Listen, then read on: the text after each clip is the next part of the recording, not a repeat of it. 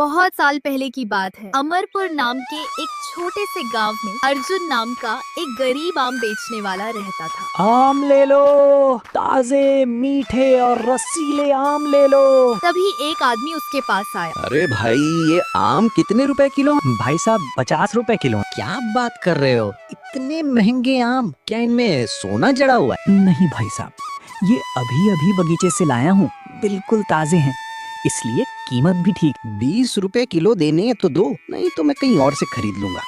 20 रुपए में तो मुझे नुकसान हो जाएगा। तो फिर रहने दो। इतना कहकर वह आदमी वहाँ से चला गया। अर्जुन मायूस होकर अपनी टोकरी के पास बैठ गया। पूरा दिन निकल गया, एक भी आम नहीं बिका। अब घर कैसे जाऊं? तभी गांव के प्रधान धनराज वहाँ पहुँचे। क्या हुआ अर्जुन, इतने परेशान क्यों बैठे हो? अर्जुन ने अपनी सारी परेशानी उन्हें बता दी। धनराज ने मन ही मन सोचा, आम तो बहुत अच्छे हैं, मौका अच्छा है, कम दाम में खरीद लेता हूँ। ऐसा करो अर्जुन, मुझे 10 किलो आम 30 रुपए किलो के हिसाब से दे दो। ठीक है प्रधान जी। अर्जुन ने आम तौलकर दे दिए। चलो, कम से कम घर खाली हाथ तो नहीं जाऊंगा। लेकिन धनराज मन ही मन मुस्कुराते हुए सोच रहा था, गरीब लोग दो मीठे शब्द सुनकर सब कुछ सस्ते में दे देते हैं। धनराज आम लेकर चला गया और अर्जुन आमों की बची हुई टोकरी लेकर उदास मन से अपने घर पहुंचा। उसके चेहरे पर चिंता साफ दिखाई दे रही थी।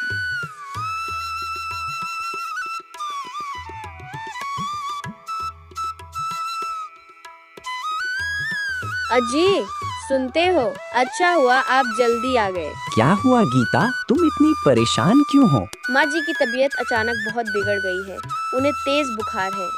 क्या? तुम चिंता मत करो, मैं अभी वैद्य जी को लेकर आता हूँ। इतना कहकर अर्जुन बिना एक पल गनवाए घर से निकल पड़ा।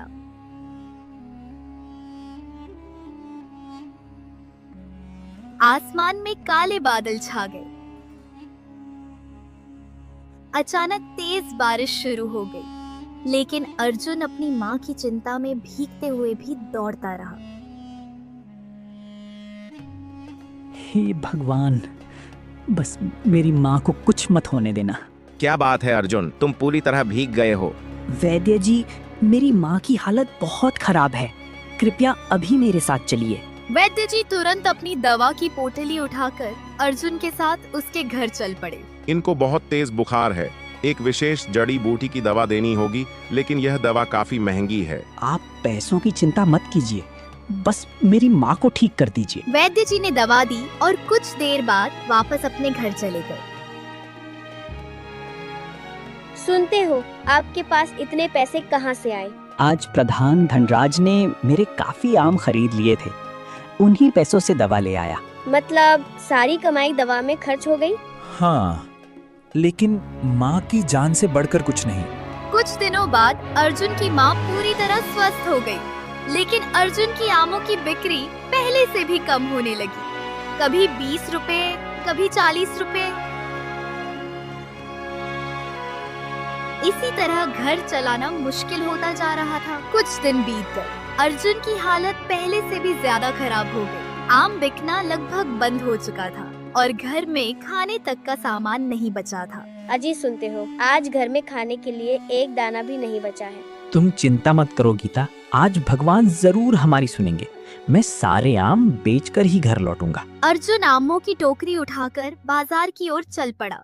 आम ले लो, मीठे और रसीले आम ले लो। पूरा दिन बीत गया, लेकिन किसी ने भी अर्जुन से एक भी आम नहीं खरीदा। शाम ढल चुकी थी। थका हुआ अर्जुन एक पुराने बरगद के पेड़ के नीचे बैठ गया। सुबह से शाम हो गई, एक भी आम नहीं बिका। अब ये आम भी खराब होने लगेंगे। हे भगवान, मेरी परीक्षा कब खत्म होगी? भिक्षाम देही, भिक्षाम देही। जो एक देगा, ईश्वर उसे 100 गुना लौटाएगा। प्रणाम महात्मा जी। आयुष्मान भव पुत्र। आदेश कीजिए बाबा, मैं आपकी क्या सेवा कर सकता हूँ? मैं अपने आश्रम के शिष्यों के लिए भोजन इकट्ठा कर रहा हूँ, यदि संभव हो तो कुछ भिक्षा दे दो। बाबा, मेरे पास पैसे भी नहीं है और घर में अनाज भी नहीं बचा। आज सुबह से एक भी आम नहीं बिका। अगर ऐसा है तो क्या तुम मुझे कुछ आम दे सकते हो? अर्जुन कुछ पल सोचने लगा। वैसे भी ये आम अब खराब हो जाएंगे। अगर किसी भूखे के काम आ जाए तो इससे बड़ी बात क्या होगी। बाबा, ये पूरी टोकरी आप ले जाइए। नहीं पुत्र, मैं केवल थोड़े से आम ले लूंगा। नहीं बाबा, कृपया पूरी टोकरी ले जाइए। इतनी बड़ी टोकरी मैं कैसे ले जाऊं? आप बताइए आपका आश्रम कहाँ है, मैं खुद पहुंचा देता हूँ। चलो पुत्र।